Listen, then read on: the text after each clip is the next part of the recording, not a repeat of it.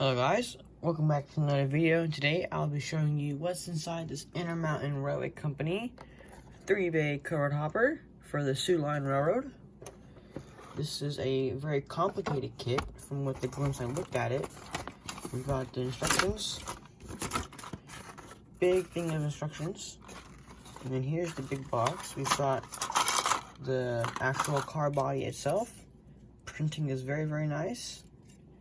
We've got the roof, I think. We've got some grab irons in assorted pieces. We've got what looks like to be the where the trucks go. We've got what looks like to be the hatches, two different styles. They looks like, and it looks like they open too. We've got the ladders and stirrup steps. Just ladders, never mind. Walkways, and wheels and screws with truck detail. And it looks like you have to build the trucks. Yep. So that's it. Bye guys.